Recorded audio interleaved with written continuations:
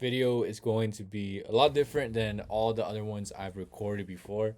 There's going to be 5 lessons I've learned so far. Today is January 17th, 2026. It's been about 4, 5, 6 weeks. I don't know. My channel is like a documentary of my time into this business model. So you guys can look back to reference where I'm at in this journey. And yeah, I'm making this video kind of like a documentary for myself to come back and visit where I am, what my thoughts were at this time, how I feel about entrepreneurship as a whole.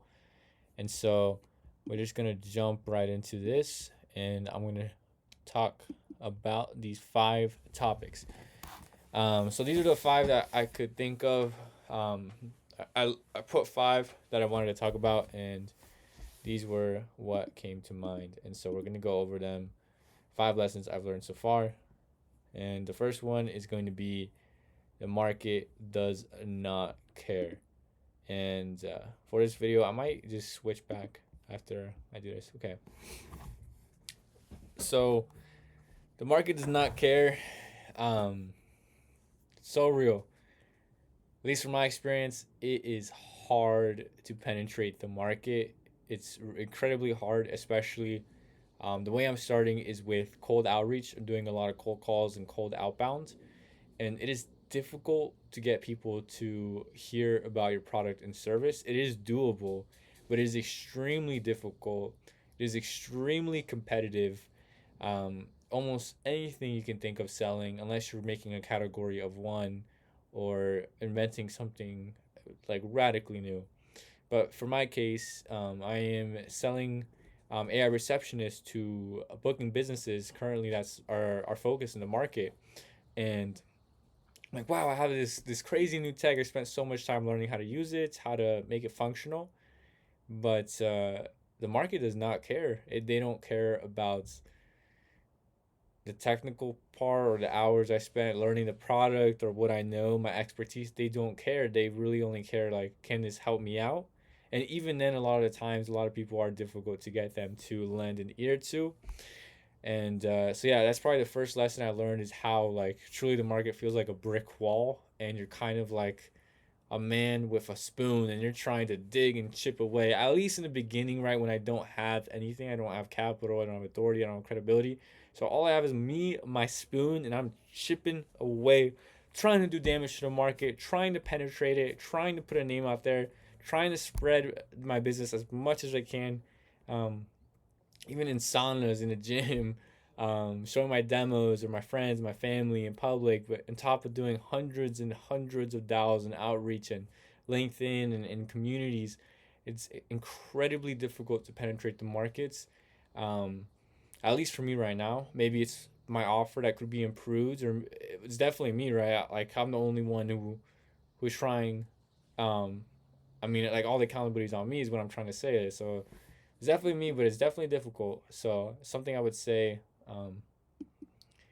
to my past self who was trying to enter the market before, I feel like I would have thought it was easy to like sell something. And let's go to number 2. Ignorant debt is expensive. Ignorant debt is expensive, and this is probably something you've heard from like Alex Ramosi or other people. It's a very popular thing, not very popular, but it's a common thing I hear from a lot of business people in the space, and it is so real. Now being in the flesh in the game, like trying to compete, trying to penetrate the market, like the number one thing that sucks is I don't have the experience yet. I don't have the ability um, to book 3 to 5 appointments in a day. I don't have the skill set to close consistently. I don't have the skill set to penetrate the market. I don't have the skill set to build a killer offer. Like there's all these different aspects of the business where I'm someone who's been in the game for like 5, 10 years, right? They come in, they'd be able to kill it. They have all this experience. They know exactly how to penetrate. They know exactly what to say. They know exactly how to what to offer. They know exactly how to control their tonality, their pitch, their variance. They know how to close deals like butter. It's easy to them, and it's nothing that's makes them Superman, but it's their experience, their skill set, and the ignorance that they paid off. And so starting in the game, pretty new, very new, right? Baby businessman. Um, Man, ignorant debt is expensive, and it's the one thing I have to pay off, and it's the one thing that it's not emotional or nothing. It's a time exchange, right? I sacrifice my time, and it gives me experience in exchange. I input my time, I input my focused attention, and the outcome is skills and experience. But there's a lot of skills and experience that you have to make up in business, and something I would say that I feel like a lot of people don't understand, or at least I didn't really understand, is how complex the game of business truly is, and how many levels and layers and dimensions there are to it. In just a single aspect, right? Just sales. I mean, I could spend like 8 hours a day just learning sales techniques, just learning how to control my pitch, how to understand pain, how to understand like product market fit, how to speak to people, how to communicate, right? All these, every single word I just said, you could probably spend like 100 hours studying that topic, and that's just sales. And then there's marketing, right? Which is one to many instead of one to one. There's copywriting. There's persuasive material and images, human psychology, and then on top of that, like delivering and fulfillment and all this stuff. So, all that I say is just extremely complicated, extremely complex. I feel like you really have to be like interested and hungry and like down to be curious and learn, because I don't think this is a game that anybody has ever learned fully, or you can learn fully. It's like business is infinite. And I'm starting to really see it. So the more I learn, the more I realize I don't know, and the more I realize how complex it truly is. It's a big deep hole, and I'm glad to be in it though. I love to learn, so I'm glad that I'm in an arena where that hunger will be able to be satiated with all this learning. But yeah, ignorant that is very expensive. I mean, it's costing me. I think Alex Ramosi put it like it costs you millions and billions of dollars a year, right? Because if you knew the information to be a billionaire, the only difference between you and a billionaire is a billionaire knows how to make $1 billion a year, and you don't. And so every year you don't know what they know, losing out $1 billion. Number three, patience is peace. Here, and I'll show it just to be consistent right here. Patience is peace. And man, this is very, very real. I never really understood patience. I mean, I know what it is, obviously. We know what patience is. It's like you wait, pretty much. Um, but I never understood how practical and helpful patience is. Without patience, I think I would have thrown myself crazy. Just because the situation I'm in, right? I'm not cash flow positive. I'm struggling, working every day with no result. And the only thing that I can really cling on to is patience. I have to be patient. I have to wait, and I have to see it through. This will tie in with my fifth one very well, or my next one. But patience is peace. If I'm not patient, or if you're not patient, you're driving yourself crazy. You're expecting these results right away. You're expecting to hit a certain output. You're expecting to make 10K a month your first month in, 10K a month 3 months in. But the reality is you probably will be negative or $0 in, which is my case. And it's like, I wasn't patient. If I'm not patient, like, I would not be doing this, because there would be too much fear involved. There would be too much doubt, too much worry. Would not be able to do anything. I wouldn't be able to make cold calls because I'd have too much doubt that it wouldn't work. But because of patience and the virtue of patience, able to hold on to it and cling to it and see it through and understand that things take time and good things take time. And so, yeah, patience brings peace, because without patience, it drives you crazy. And then faith is ground zero, ties right next to it. Patience and faith going hand in hand, because without faith, I mean, what do you have?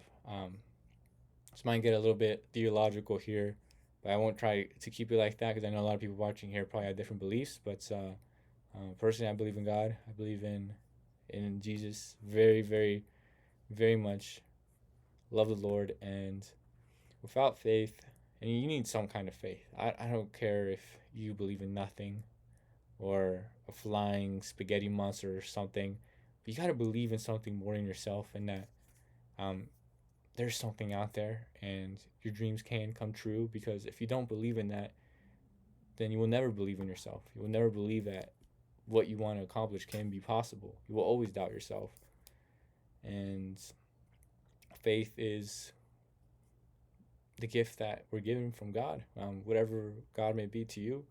But faith is a thing that lets you persist in face of fear and doubt and worry and pain and suffering. If you cling to faith, you can literally do everything and anything. There's a book, what is it? It's by Viktor Frankl, Man's Search for Meaning. And he was in a Nazi camp and he was a doctor. And what he noticed around him was a lot of people were dying, right? He was in a concentration camp, people dying in the thousands and hundreds, just dropping dead. And some people stood the test. Some people were strong and had energy and were joyful. And he noticed the conclusion is the biggest difference between those who make it and persist in face of all things against them is their faith.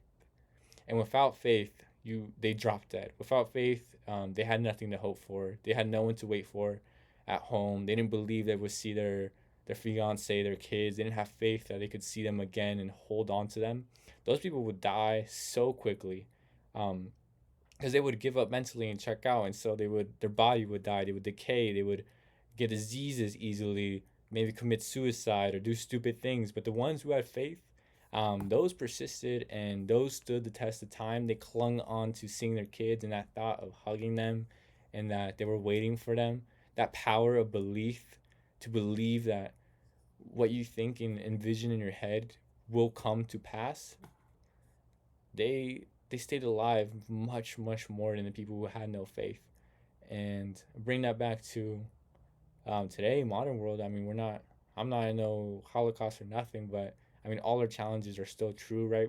They're individual experiences, and we all suffer and go through a lot of things. And for me, like my challenge right now is this business and making the cash flow positive. And without faith, I don't know if I'd be here. I'd probably quit this 2 weeks in because it wasn't working, and I would find a job and I would be like, oh, business isn't for me and it's too hard and no one can make it work. You got to be lucky or rich. But with faith, I mean, it's the only reason I'm here. It's the only reason I believe and know deep in my heart that it will work out, because there is no because. It's because of faith. It's because of God, right? Something outside of ourselves. I truly believe that faith is the most powerful force on this world, and no one can take it from you besides the devil. But without it, you have an indomitable will to push forward in spite of all the challenges, despite what your outside world is. If you believe inside, you can push through despite of everything. And then we're going to do the last one, which is here. Let me show you to be on brand. Power of focus. Focus, focus, focus. Truly an incredible thing. And now that I am in the game and see with clarity what I want to do, right? Like I know what I want to do. And not, so when you have a goal in mind, here we'll do a visual. So let's say this is your goal, and you go through life and the goal changes. It's always everywhere. You don't know what the goal is. Maybe it's school, maybe it's being this doctor or this and that, right? The goal will change throughout time. And a lot of times we have this one central goal we're going for, whether it's to find a girlfriend or to have kids or all this. The goal is always changing and you're confused because you're right here and you're like, oh, I want this. But then you change the goal. So now you're over here, right? You're just running around. It's all chaotic because the goal is moving. But what's happened for me now for the first time is the goal is stable. I know what I want to do, right? I'm here to be an entrepreneur. I'm here to serve and to provide a lot of value to this world. And so it all starts here, learning these skills and being cash flow positive. I know what I want to do, right? This business, I'm gonna make it work. So goal has stabilized. It's very clear. There's nothing else. There's no other goal I want to do. This is the goal. Um, but I'm right here, and I only have one way to get there, right? Like go to the goal, and I can be right here, like, oh, what about this? What about that? I can go away from the goal. Oh, let me do this. Oh, let me take a day off. Let me journey off. I'm going away from the goal. You see that? But with focus, you only move toward the goal. That's what focus is. Focus is just the connection between your mind and the goal. And when you're working towards it, that's called action. So you have yourself, your mind, and your goal. And you close that gap with action. Action, action, action, action, action. But if you distract yourself on what to do, your action is misaligned. And so you start veering off into freaking nowhere land. Shiny object syndrome. So dangerous. I'm saying that because I keep falling for it. But when you have the same goal and you keep working towards it, it's almost inevitable, right? The only thing here is the time delay, which is just action, right? Action cuts the time. And so, what did I even say? Power of focus. Man, this is some good stuff, guys. I don't know. Maybe this is not good, but if you're watching this and you like these videos, please drop a comment below and tell me if you do like these videos. And drop a sub and like, please. But power focus, yeah. So focus is just literally, I think I have a sign somewhere here. I lost it, but hit your goal without focus. I mean, like more practically speaking, into my situation, like I know what I have to do. I have to wake up and I have to intentionally focus by improving my ability to sell and booking 3 to 5 appointments a day. Like my main thing right now, biggest bottleneck distilled today is 3 to 5 appointments a day. And so if I'm not doing that, I'm kind of wasting my time. I'm not focused on the goal. And if I focus, but if I put more time into that and I put more focus into that, then it's going to get accomplished. It's going to happen quicker. It's going to be a lot smoother. But the more I delay, the more I procrastinate, the longer it takes, the more doubt creeps in, the more all these different things and nuances creep in. And so focus is just so powerful because it's the only force that can bring you to your goal, right? Without focus, I mean, whatever you focus on comes to fruition. If someone wants to be a dancer, but they're focused all day on drugs, then they're going to be a drug addict, right? It's what you focus on. It's not what you necessarily want and dream of. That's very important too, right? To have those visions, to have that faith. But if you're not focused and you're not putting the action towards that focus, you're gonna end up in nowhere land. But yeah, I think that's it for this video. This is kind of a random video, and the reason why it was so random is I was gonna make a more AI centralized video, but it got too late, and so I just decided to do one off the cuff and just talk about 5 lessons I've learned so far and how they're impacting me and what it feels like when I'm in the trenches. And yeah, it's kind of sucks, kind of difficult, but enjoying it. Still update for now.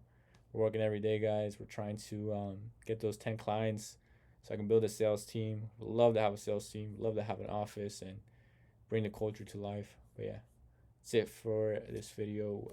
Drop a subscribe. Shout out to you, Sebastian.